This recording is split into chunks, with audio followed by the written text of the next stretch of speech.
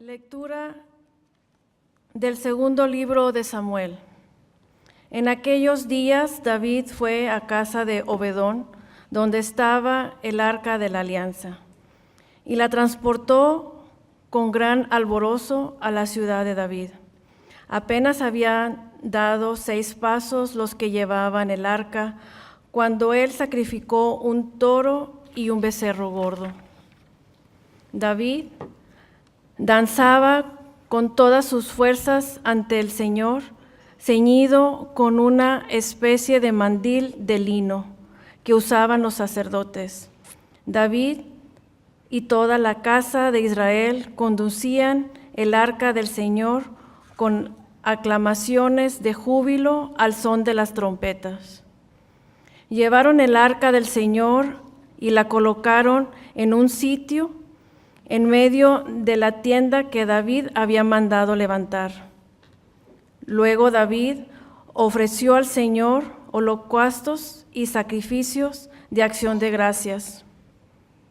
Cuando terminó, David bendijo al pueblo en el nombre del Señor de los ejércitos y repartió a todo el pueblo y a cada hombre y a cada mujer de Israel un pan, un trozo de carne asada y un pastel de pasas.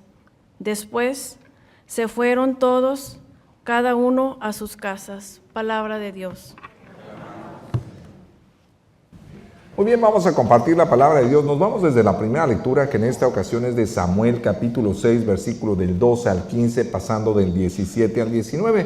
Ya saben mi frase, un texto sin su contexto es un buen pretexto para decir tonterías, ¿verdad? Necesitamos entender la situación política, social, religiosa y cultural del pueblo de Israel de aquel entonces para aterrizarlo en nuestros días. Lo cierto es que en aquel entonces, si vamos a entender el contexto, el pueblo de Dios tenía el arca de la alianza, David tenía un templo hermoso, y él decía, ¿cómo puede ser que yo esté viviendo en un palacio enorme y hermoso mientras el Señor está en una casa de campaña? Entendiendo el contexto anterior, yo me acuerdo de cuando estudiábamos a Sagradas Escrituras, íbamos a analizar una cita bíblica, teníamos que estudiar el contexto anterior y el contexto posterior. ¿Qué quiere decir esto? Es decir, el contexto anterior fue lo que pasó antes de esa cita bíblica y lo que pasó después de esa cita bíblica. Lo cierto es que el mismo David quiere construirle el templo al Señor, pero el Señor le dice, no, a ti no te toca, le va a tocar a tu hijo, ¿no? Y en este caso el que le construye el templo del Señor, ¿quién es? Salomón. Mirá, si saben de Sagradas Escrituras. Bueno, en este caso Salomón es el que le construye. Él quería hacerlo, pero no le tocaba a él. Sin embargo, él contento lo lleva a un lugar donde sabe que ahí va a ser el lugar donde su hijo en el futuro le construiría el templo. Sin embargo, lo hace con una gran alegría y fíjense cómo lo dice en la palabra de Dios. Dice la palabra de Dios, en aquellos días David fue a casa de Obedón, donde estaba el arca de la alianza. Él la transportó con gran alborozo a la ciudad de David. Punto, importante. Hay gente que dice, no, padre, pues la palabra de Dios dice que no hay que tener imagen en el cielo, ni de la tierra, ni nada. Bueno, entonces Dios, ¿por qué estableció el arca de la alianza? ¿Que el arca de la alianza no era una imagen? Hay que entender imágenes de otros dioses. Pero hay que entender que el arca de la alianza, te guste o no, era una imagen. En sí dice que el Señor le pidió al mismo Moisés que hiciera el arca con ciertas características. Y era una especie de baúl, pero en la parte de arriba del baúl habían 2 querubines. ¿Los querubines no son imágenes? Claro que sí. El problema no son las imágenes. Yo siempre he dicho que para nosotros los católicos, pues las imágenes son como fotografías. ¿Tú quieres la fotografía de tu mamá, sí o no? Y si se te rompa, pues te duele, ¿verdad? Si se rompe esa fotografía, pero tu mamá no es esa fotografía. Entonces hay que entender el contexto. Yo siempre he dicho que un católico ignorante es seguro protestante, ¿verdad? Que muchas veces si no entendemos el contexto no vamos a entender las Sagradas Escrituras y vamos a hacer una mala interpretación. Pero vuelvo al punto. Tanto el pueblo de Israel como nosotros los católicos tenemos imágenes y esa era una de tantas imágenes. Dice que él lleva el arca de la alianza donde Dios se manifestaba a la ciudad de David. Pero ¿cómo lo hace? ¿Triste? Con gran alborozo. ¿Qué es la palabra alborozo? Es gozo, es alegría. Por eso dice la palabra de Dios que él va con gran alegría. Apenas había dado 6 pasos los que llevaban el arca, cuando él sacrificó un toro y un becerro gordo. ¿Por qué los sacrificios? Acuérdense que Jesús es el Cordero de Dios que quita el pecado del mundo. Jesús fue aquel que derramó su sangre para alcanzarlos la salvación. Antes, por si no lo saben, si alguien cometía un pecado, ¿saben qué pasaba? Tú tenías que llevar un animalito al templo y tenías que sacrificar, y la sangre de ese animal debía de ser derramada en el templo para el perdón de tus pecados. ¿Sí sabían eso? Bueno, imagínense que si hoy te tuvieras que ofrecer un animal, ¿cuál ofrecerías? ¿Verdad? A lo mejor algunos hasta una ballena, ¿no? De tantos pecadazos que se aventaron. Pero bueno, vuelvo al punto. En esta ocasión, él habla de que ofreció varios animales. En este caso empezó nada más por 4 pasos y 2 grandes, no era cualquier cosa. Pero era una forma de decir, nosotros que somos el pueblo, vamos a derramar sangre por los pecados que hemos cometido. Y de esta manera queremos que nos perdones. Queremos llevarte al lugar donde te quedarás, tu templo será construido en un futuro, pero queremos llevarte contigo llenos de alegría. Jesús después hace esto mismo, ¿no? Por eso después le dicen que es el Cordero de Dios que quita el pecado del mundo. ¿Se acuerdan de la fiesta de Pascua de los judíos? ¿Por qué la celebraban? Por si no lo saben, y vamos a esta situación contextual. El pueblo de Israel estuvo esclavizado en Egipto. Esclavitud igual a pecado. El pueblo fue esclavizado. Pero en este caso dice la palabra de Dios que Dios manda a Moisés. Moisés le dice al faraón que los deje en libertad. Él no quiere, le manda 7 plagas, pero la última plaga le dijo que si no lo dejaba, que todos los hijos primogénitos, desde los hombres hasta los animales, iban a morir. No quiso hacer caso. Entonces Dios manda el ángel exterminador, pero antes de eso le dice a Moisés que le diga a todos los judíos que tenían que agarrar un cordero sin mancha de 1 año, es decir, un cordero perfecto que tuviera 1 año. Ese cordero iban a agarrar la sangre de aquel año, lo iban a matar, lo iban a agarrar esa sangre y le iban a poner en los dinteles de las puertas y que se lo iban a comer, ¿sí? Por eso yo le tengo mucha devoción a la sangre preciosa de Jesús, porque Jesús pagó con su sangre el precio de nuestros pecados y el enemigo no nos puede hacer nada. ¿Por qué? Porque hemos sido comprados a precio de sangre. ¿Sí me explico? Entonces la sangre de Cristo tiene poder. Vuelvo al punto, en esta ocasión Jesús ofreció su sangre para nuestra salvación y es por eso que ahora ya no se ofrece el cordero de los judíos, ahora se ofrece el nuevo cordero que es Jesús. ¿Cuándo? En cada Eucaristía. ¿Sí lo sabían eso? Nosotros somos protegidos. Si el ángel exterminador no puede atacarnos mientras tengamos al cordero dentro de nosotros, porque nos lo comemos y nos cubrimos con su sangre preciosa.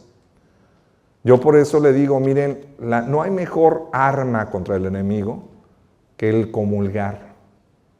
Por eso Jesús dice, el que come de mi cuerpo y bebe de mi sangre tendrá vida eterna. Es decir, no hay nadie que nos pueda hacer nada mientras tengamos al Cordero en nosotros por medio de la Eucaristía. Entre lo que es la Eucaristía, la palabra de Dios son nuestros 2 alimentos. Hay diferentes armas también, que es claro, la oración, el rezo del rosario y muchas devociones que realmente tienen un gran poder, pero sobre todo la Eucaristía es lo que tiene mucho más poder que cualquier otra devoción.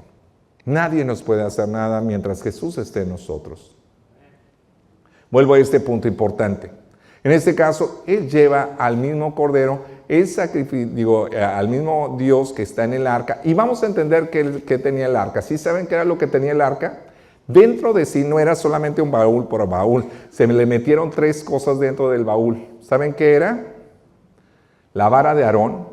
¿Por qué la vara de Aarón? Por si no lo saben, cuando sale Moisés, el mismo Aarón era el hermano de Moisés, pero Moisés era tartamudo. ¿Quién tenía que interpretar y hablar?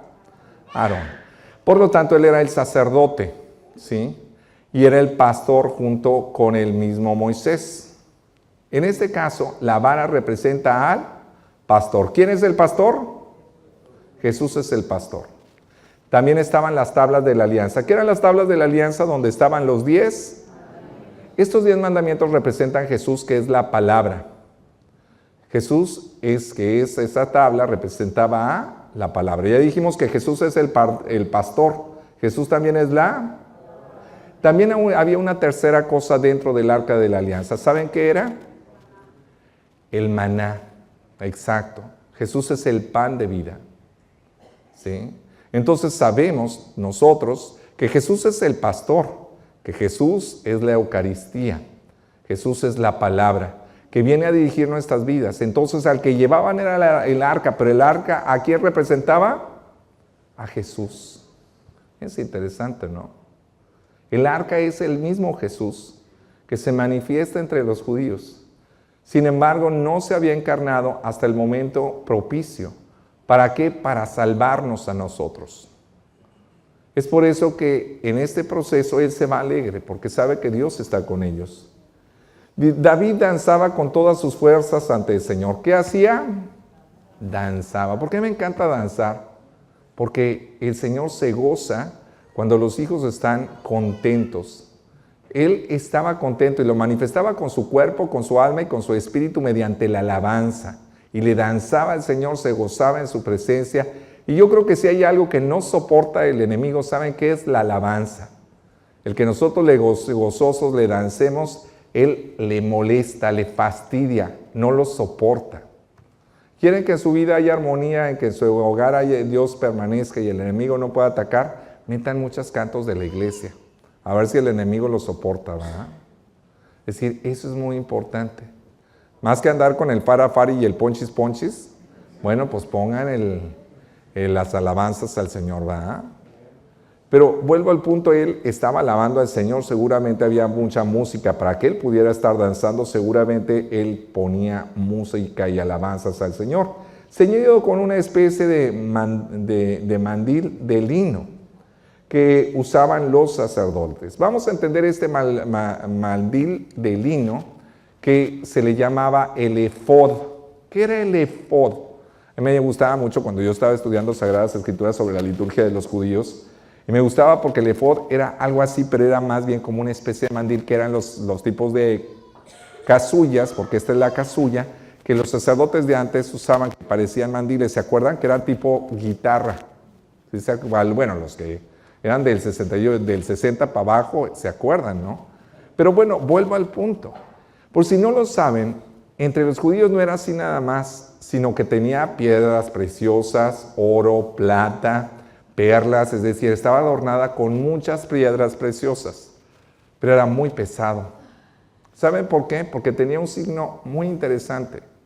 Lo que representaba es que el sacerdocio es muy hermoso y es precioso como las piedras preciosas, pero así como es hermoso, es pesado.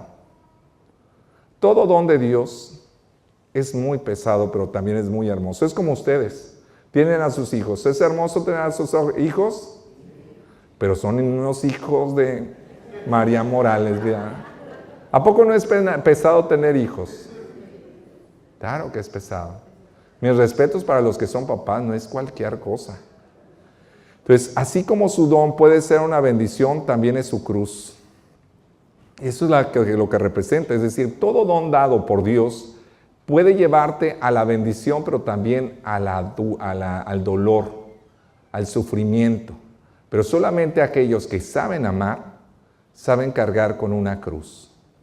¿Sí me explico? Eso era lo que representaba él, por eso él carga con este ornamento que usaban los sacerdotes. David y toda la casa de Israel conducían el arca del Señor con aclamaciones de júbilo al Señor con trompetas. Y eso es lo que decimos nosotros, que se llama alabanza.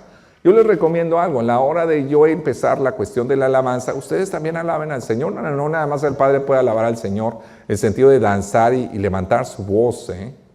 Todos estamos llamados a alabar al Señor, ¿me explico? Así que alaben al Señor, no tengan miedo, hay que entrar en el gozo, en la alegría, den gritos de júbilo, entren en su presencia, que les valga gorro, porque ¿se acuerdan de David que decían que danzaba y la esposa se reía? Bueno, a él le valía gorro, ¿va? Le importó lo que dijera la esposa le decía que estaba loco. O sea, qué vergüenza, ¿cómo se te ocurre tú siendo rey y haciendo esos panchos? ¿Me explico? Pero, y gloria a Dios, y es verdad, es decir, a los demás que no se preocupen, ¿va? Y a mí también no se crean, que hay padres y los mismos laicos que dicen, hombre, ese padre está loco, ¿qué anda haciendo ahí? Parece payaso ahí danzándole, me vale. Entonces, eso es lo importante, que el hecho de que cuando estemos llenos de gozo, que no nos importe el hecho de danzarle al Señor y a lo mejor hasta hacer el ridículo, porque a lo mejor algunos le danzan como Cantinflas, ¿no? Pero bueno, no importa, para el Señor lo importante es que tú le dances y que te goces, ¿no? Y eso es importante. Dice, llevaron el arca del Señor y lo colocaron en un sitio, en medio de la tienda que David había mandado levantar. Luego David ofreció al Señor holocaustos y sacrificios de acción de gracias. Volvió a hacer más sacrificios de animales. Dice, cuando terminó, David bendijo al pueblo en el nombre del Señor de los ejércitos y repartió a todo el pueblo, a cada hombre y a cada mujer de Israel, un pan, un trozo de carne asada y un pastel de pasas. Ahí sí va a estar lo del YouTube, ¿eh? ¿Se va a hacer o no se va a hacer la carnita asada? ¿Verdad? Digo, yo creo que, fíjense, eso de la carne asada a mí me llama mucho la atención.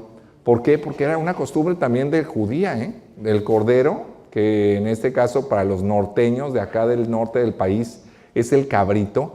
Por si no lo saben, es una cultura judía.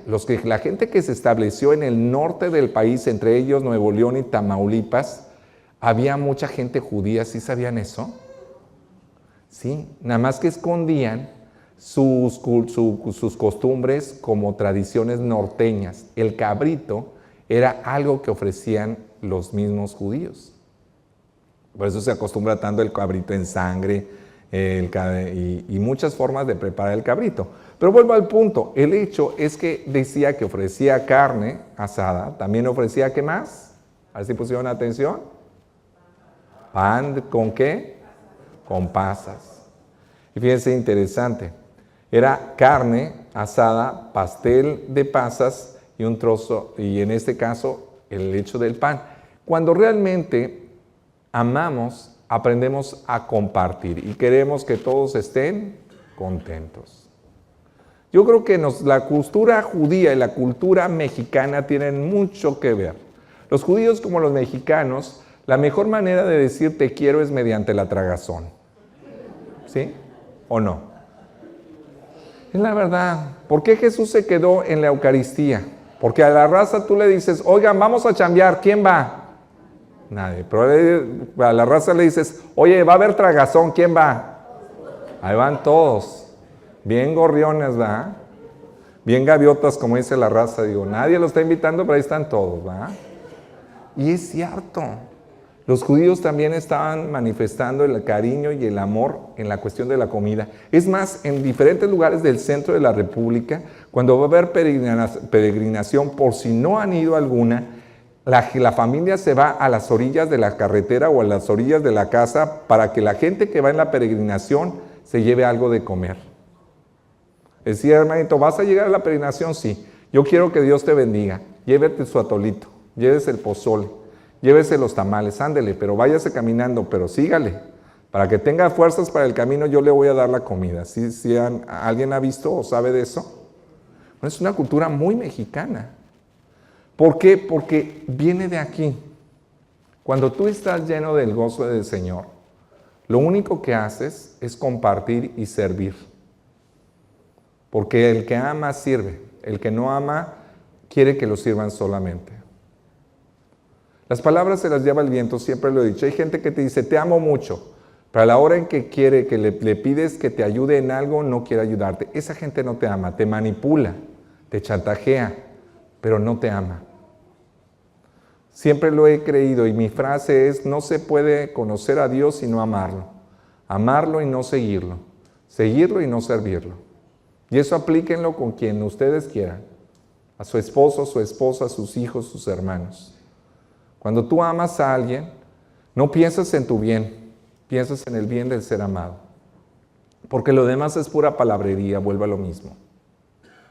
Amar es servir. Y la mejor manera de servir a alguien es dándole de comer. Y tan es así que las mamás quieren tanto a los hijos que cuando el hijo llega a casa, lo primero que te preguntan es, ¿ya comiste? Es la verdad. Nos quieren ver bien tripones las mamás, ¿verdad?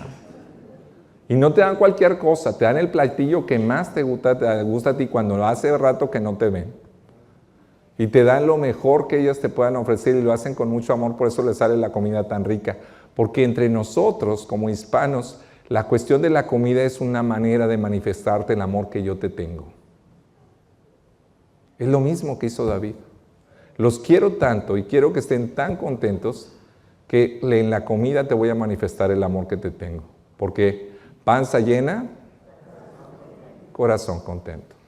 Es cierto. Los judíos tenían, yo creo, esa costumbre muy arraigada, al igual que nosotros como mexicanos. Por eso la gastronomía mexicana es tan variada. Porque siempre manifestamos el amor con múltiples platillos. No tenemos nada más hamburguesas y hot dog. Y no estoy quemando aquí a la raza y digan, ¡ay, el padre! No, pero es la verdad, o sea, hay muchas veces nos quedamos con los tamales y el pozole y el menudo, pero hay muchos, por cada estado hay miles de platillos. Pero lo más importante es eso, manifestar el hecho de que te quiero y que quiero que desaborees de lo que yo hago con mis manos para decirte te quiero. ¿Me explico? Es por eso que la alimentación es muy importante para nosotros.